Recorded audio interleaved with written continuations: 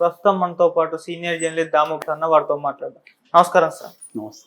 Sir, last year release అయిన youthful entertainer baby cinema ఎంత sensation create చేసిందో మనందరికీ తెలిసిందే. అయితే ఇప్పుడు ఈ సినిమా కాపీ చేశారు అని చెప్పేసి ఒక కంప్లైంట్ చేయడం జరిగింది సార్. ఒక short film director and cameraman కూడా సాయి రాజేష్ గారి పైన. మరి ఏం జరిగింది, ఎందుకు ఇంత లేట్ గా వాళ్ళు కంప్లైంట్ చేయడం జరిగింది సార్? ఈరోజు రాయదుర్గం పోలీస్ స్టేషన్లో శ్రీరామ్ అనే ఒక అతను ఈ బేబీ సినిమా కథ నాదే, సాయి రాజేష్ కాపీ కొట్టాడు, ఆ ప్రొడ్యూసర్కి కూడా ఎస్కేఎన్ అంటారు ఆయన్ని, ఆ ప్రొడ్యూసర్కి కూడా ఈ కథ తెలుసు. సో వీళ్ళిద్దరూ కలిసి తెలిసే నా కథను కాపీ కొట్టి సినిమా తీశారు అనేది కంప్లైంట్ చేశారు. వాళ్ళు కంప్లైంట్ని తీసుకొని దాని మీద మేము విచారణ జరుపుతామని చెప్పారు. అతను ఏం చెప్తున్నాడంటే, నేను కెమెరామ్యాన్గా కూడా పనిచేశాను, అట్లాగే షార్ట్ ఫిల్మ్స్ డైరెక్ట్ కూడా చేశాను. నేను కెమెరామ్యాన్గా ఉన్నప్పుడు 2013లో సాయి రాజేష్ పిలిపించాడు నన్ను, తనకి కెమెరా వర్క్ చేయమన్నాడు. అప్పటి నుంచి సాయి రాజేష్తో ట్రావెల్ అవుతున్నాను. అప్పుడే నేను ఈ కథని కన్నా ప్లీజ్ అనే ఒక టైటిల్, ఈ కథకి ప్రేమించద్దు అనే ఒక టైటిల్, 2 టైటిల్ పెట్టుకున్నాను. ఈ కథని సాయి రాజేష్కి చెప్పాను, నేను ఇట్లా డైరెక్షన్ ట్రై చేస్తున్నాను సార్, నాకు మీరు హెల్ప్ చేయండి అనే కథ చెప్తే బాగుంది కథ అన్నాడు. అతనే ఈ ఎస్కేఎన్ అంటే శ్రీనివాస్ కుమార్ నాయుడు, ఈయన ఈ శ్రీనివాస్ కుమార్ నాయుడిని పరిచయం చేశాడు. కథ ఈయనకి చెప్పు ప్రొడ్యూసర్కి అన్నాడు. నేను ఆయనకి కథ చెప్పాను, ఆయన కూడా బాగుంది చేద్దామన్నాడు. తర్వాత ఏమీ ముందుకు రాలేదు. సడన్గా తీస్తున్నప్పుడు వీళ్ళిద్దరూ కలిసి ఇదే కథని సినిమాగా తీసేశారు అనేది అతను కంప్లైంట్ చేశాడు. అయితే ఇక్కడ కొన్ని డౌట్స్ ఉన్నాయి. ఒకటి, ఈ కథని మామూలుగా అయితే ఇండస్ట్రీలో ఉండే పద్ధతి ఏంటంటే, ఎవరైనా ఒక కొత్త రచయిత కానీ, కొత్త అసిస్టెంట్ డైరెక్టర్ కానీ ఎవరైనా ఒక కథ అనుకున్నప్పుడు ఫస్ట్ ఏం చేస్తారంటే, వాళ్ళు అర్జెంటుగా రచయితల సంఘంలోకి వెళ్ళి కథని రిజిస్టర్ చేస్తారు. రచయితల సంఘంలో రిజిస్ట్రేషన్ ఎలా ఉంటుందంటే, పేజీలను బట్టి డబ్బులు లెక్కేస్తారు. ఎంత అని ఫీజు కట్టాలి, మినిమం 200 నుంచి 600, 1000 ఎంతో ఉంటుంది. సో అది కట్టిన తర్వాత వాళ్ళు డైరెక్షన్ డిపార్ట్మెంట్లో కానీ, రైటర్స్ డిపార్ట్మెంట్లో కానీ మెంబర్గా ఉండాలి.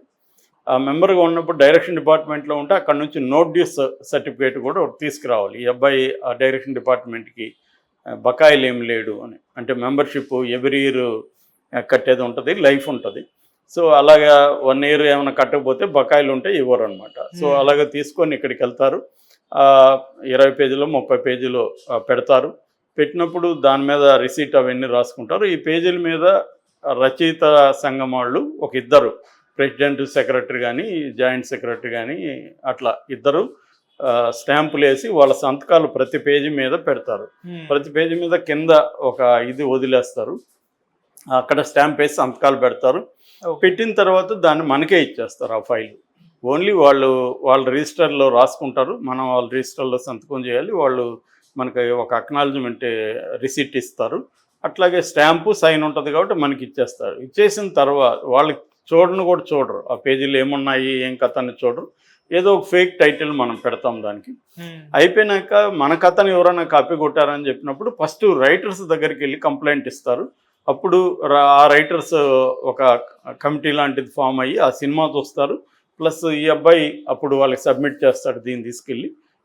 అప్పుడు వాళ్ళు ఇవన్నీ చూస్తారు, వాళ్ళ దగ్గర రికార్డ్స్ని కంపేర్ చేసుకుంటారు. కంపేర్ చేసుకొని ఆ కథను చదువుతారు, ఆ సినిమా చూస్తారు. ఈ రెండింటికి మధ్య సంబంధం ఉంది, ఇదే కథనే తీశారనుకున్నప్పుడు ఆ డైరెక్టర్ని ఆ కథ ఎవరి పేరుతో ఆ సినిమా వచ్చిందో దాన్ని పిలుస్తారు, వాళ్ళ ఎక్స్ప్లెనేషన్ అడుగుతారు. అప్పుడు ఇది లేదు, ఇతను కాపీ కొట్టారు మీరు, సో మీరు కాంపన్సేషన్ ఇవ్వండి, ఇతని పేరు వేయండి అనేది వాళ్ళు చెప్తారు. విన్నప్పుడు వాళ్ళు సర్టిఫై చేసి తనకి ఇస్తారు. ఇది ఈ కథని కాపీ కొట్టింది నిజమే అని సర్టిఫై చేసి ఈ రైటర్ కానీ డైరెక్టర్ కానీ వాళ్ళు ఇచ్చేస్తారు.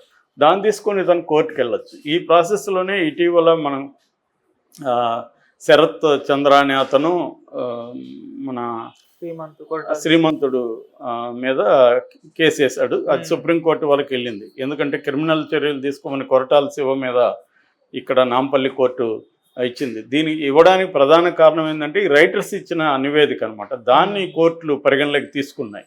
ఎందుకంటే అది అఫీషియల్ బాడీ కాబట్టి ఆ బాడీ నివేదిక ఇచ్చింది కాబట్టి దాన్నే పరిగణలోకి తీసుకున్నాయి. కోర్టులు ఏం సినిమాలు చూడలేదు, కంపేర్ చేయలేదు, ఏమీ లేదు. ఈ రైటర్స్ అసోసియేషన్ మీద కొంత రెస్పెక్ట్ ఉంది కాబట్టి వాళ్ళు తీసుకొని కోర్టులు క్రిమినల్ చర్యలకి ఇచ్చేశారు ఆదేశాలు. దాన్ని సవాల్ చేస్తూ కొరటాల శివ హైకోర్టుకి వెళ్ళారు. హైకోర్టు కూడా నాంపల్లి కోర్టు ఇచ్చిన తీర్పునే అమలు చేయమని క్రిమినల్ చర్యలకి ఆదేశాలు జారీ చేసింది. అయినప్పటికీ కొరటాల శివ అక్కడ కూడా సైలెంట్గా ఉండకుండా మళ్ళీ వెళ్ళినప్పుడు సుప్రీంకోర్టులో వెళ్తే సుప్రీంకోర్టు కూడా కింది కోర్టు నిర్ణయాన్ని సపోర్ట్ చేసింది. ఇప్పుడు శరత్ చంద్రతో ఆల్రెడీ డబ్బులు ఆఫర్ చేస్తున్నారు. మామూలుగా ఇలాంటివి జరిగినప్పుడు ఏం చేస్తారంటే పంచాయతీ జరుగుతుంది, ఎవరినో పెద్ద మనుషులు తెచ్చుకుంటారు. అప్పట్లో మనం కత్తి సినిమా కూడా కాపీ కొట్టిందని నరసింహారావు అని అతనికి డబ్బులు ఇచ్చారు. సో అట్లాంటప్పుడు ఏం చేస్తారంటే జనరల్గా ఏం డిమాండ్ చేస్తారంటే డబ్బు క్రెడిట్ రెండు డిమాండ్ చేస్తారు. జనరల్గా క్రెడిట్ ఇవ్వలేరు. క్రెడిట్ ఇస్తే ఏమవుతుందంటే వాళ్ళకి క్రెడిబిలిటీ పోతుంది. ఇప్పుడు కొరటాల శివ నేను ఇది కాపీ కొట్టానని ఇతని పేరు క్రెడిట్ వేసాడు అనుకో, అతను కాపీ క్యాట్ అంటారు. ఆల్రెడీ మహర్షి కూడా కాపీనే అని అంటున్నారు. అట్లా అతని సినిమాలన్నీ కాపీనే అని ఇంకా ఒక టాక్ వస్తుంది. అతనికి క్రెడిబిలిటీ దెబ్బతింటుంది. నెక్స్ట్ సినిమాలకి దాని ఎఫెక్ట్ పడుతుంది. సో అందుకని వాళ్ళు ఏం చేస్తారంటే డబ్బులు ఇచ్చేసి సెటిల్ చేసుకుందాం అనుకుంటారు. అయితే శరత్ చంద్ర దానికి ఒప్పుకోవట్లేదు. అయితే శరత్ చంద్రకి న్యాయం జరగచ్చా అనుకున్నప్పుడు నాకు తెలిసి అది న్యాయం జరగదు ఇమ్మీడియట్గా. ఎందుకంటే ఈ క్రిమినల్ కేసులు ఒకవేళ జరిగినా ఇప్పుడు నాంపల్లి కోర్టు ఏదైనా పనిష్మెంట్ ఇచ్చింది అనుకో శివాకి, మళ్ళీ హైకోర్టుకి వెళ్తాడు, మళ్ళీ సుప్రీంకోర్టు, ఇదంతా ప్రాసెస్ టైం పడుతుంది. సో అందుకని ఏదో ఒక సెటిల్మెంట్ 15 లక్షలు ఆఫర్ చేశారని అతను శరత్ చంద్ర చెప్తున్నారు. 15 కాకపోతే 30 లక్షలకి సెటిల్ అవ్వచ్చు, లేదా 50 లక్షలు తీసుకొని సెటిల్ అవ్వచ్చు. ఏదేమైనా నాకు తెలిసి సెటిల్ అయ్యే అవకాశం అలాగే ఉంటుంది.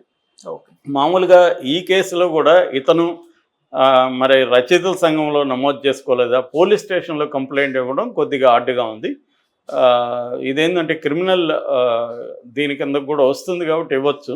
కానీ మరి దీని కోర్టుకి వెళ్తుందా, ఇది పోలీసులు కోర్టుకి తీసుకెళ్తారా, పోలీసులు ఎఫ్ఐఆర్ నమోదు చేసి కోర్టులో పెడతారా ఏందనేది చూడాలి. మామూలుగా అయితే ఇతనే కోర్టుకి వెళ్ళొచ్చు, కానీ ఇతను వెళ్ళడానికి బేస్ ఉండాలి. శ్రీమంతుడి విషయంలో ఏమో రైటర్స్ నివేదిక అనేది ఇంపార్టెంట్. మరి ఇతను ఏమన్నా రైటర్స్ అసోసియేషన్లో దీనిని రిజిస్టర్ చేశాడా లేదనేది తెలియదు. ఇంకొక మెథడ్ కూడా ఉంది, మనకి పేటెంట్ రైట్ చట్టం ఉంది, కాపీ రైట్ చట్టం ఉంది. ఆ చట్టం కింద డైరెక్ట్గా మనం వాళ్ళ ఆన్లైన్లో ద్వారా కూడా మన స్క్రిప్ట్ని రిజిస్ట్రేషన్ చేసుకోవచ్చు. ఆ మెథడ్ కూడా ఉంది. అది కూడా సేఫ్ అనమాట. అది డేట్ వేసి చేసుకుంటారు. కొన్నిసార్లు ఏంటంటే మన ఈమెయిల్కి మనమే పంపించుకోవడం, ఆ డేట్ పెట్టి, అలాంటివి కూడా కొంతమంది చేస్తారు. అది ఇప్పుడు టెక్నాలజీ మారిపోయింది కాబట్టి ఇవాళ దాన్ని మ్యానిపులేట్ చేయొచ్చు అని ప్రూవ్ చేస్తే అది నిలవదు. అందుకని చాలామంది ఏం చేస్తారంటే మెంబర్ కాకపోయినా ఎవరినో ఒక మెంబర్ను పట్టుకొని వాళ్ళ ద్వారా పోయి రిజిస్ట్రేషన్ చేసుకుంటుంటారు. సో ఏదేమైనా ఇప్పుడు కొత్తగా ఎన్నికలు జరుగుతున్నాయి డైరెక్షన్ డిపార్ట్మెంట్కి సండే.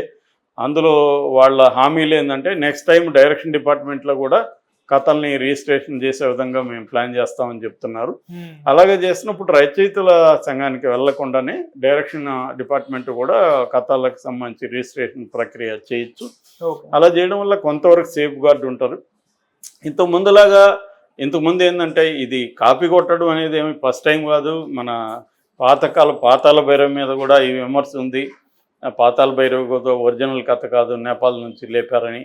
అట్లాగే మన పెద్ద మనుషులు చాలా ఉన్నాయి. ఆ పాత సినిమాలన్నీ కూడా ఇంగ్లీష్ సినిమాల నుంచి కాపీనే అనేది ఉంది. అప్పట్లో పాపులర్ కూడా కాదు. అట్లాగే నవళ్ళు మన ఎండమూరి వీళ్ళందరూ కూడా పాపులర్ రచయితలంతా కూడా వేరే ఇంగ్లీష్ నవల్స్ నుంచి కాపీ కొట్టారని, ముఖ్యంగా ఎండమూరిని అయితే సిడ్నీ షెల్డన్ రైటింగ్ టెక్నిక్ను కూడా ఆయన కాపీ కొట్టాడని చెప్తారు. అట్లాగే ఇప్పుడు నాయక్ అన్న ఉంది, ఇక్కడ క్లాసిక్ అంటాము, కానీ అది గాడ్ ఫాదర్ నుంచి ఇన్స్పిరేషనే. అట్లాగే రామ్ గోపాల్ సినిమాలు చాలా వరకు ఆయనే అది చెప్తాడు, ఎవ్రీ షాట్ నాది కాపీ అంటాడు. కానీ ఇవాళ ఆయన అలాంటి స్టేట్మెంట్ ఇవ్వలేడు, కాపీ అంటే తగులుకుంటాడు ఆయన. ఇంతకుముందు అంటే అదేదో బలుపు అనుకునేవాళ్ళు, నాది ప్రతిదీ కాపీ ఏం చేస్తావు అనేవాళ్ళు. ఇప్పుడు అలాగంటే వాడు కేసేస్తాడు. కాబట్టి అట్లాగే మన త్రివిక్రమ్ కూడా అజ్ఞాతవాసి ఫ్రెంచ్ సినిమాని కాపీ కొట్టాడని ఆ ఫ్రెంచ్ డైరెక్టర్ కూడా షేర్ చేశాడు. ఇప్పుడు ఏంటంటే ప్రపంచం దగ్గరకు వచ్చేసింది. ఈ కొరియా నుంచి లేపేస్తే కూడా వాళ్ళు కంప్లైంట్లు చేసి డబ్బులు తీసుకుంటున్నారు. అందుకని ఇప్పుడు ప్రాపర్గా ఎవరైనా వేరే సినిమాల నుంచి తీసుకోవాలనుకుంటే వాళ్ళ దగ్గర నుంచి రైట్స్ తీసుకొని, రీమేక్ రైట్స్ కొరియా నుంచి వాళ్ళ దగ్గర నుంచి తీసుకొని చేస్తున్నారు. సో ఇప్పుడు కాపీ కొట్టడం అనేది మోరల్గా కరెక్టా కాదనేది పక్కన పెడితే లీగల్గా మాత్రం ఇరుక్కునే పరిస్థితి ఇవాళ ఉంది. అందుకనే మొన్న కూడా త్రివిక్రమ్ శ్రీనివాస్ ఒక ఇంటర్వ్యూలో చెప్తూ, ఇంతకుముందు అంటే ఇంగ్లీష్ సినిమాలను కాపీ కొట్టేవాళ్ళు, ఇప్పుడు కొట్టడం కష్టం, అందరికీ తెలిసిపోతుంది, అందుకని లోకల్ కథల్ని మనం చేయాలనేది కూడా చెప్తున్నాడు. రైట్.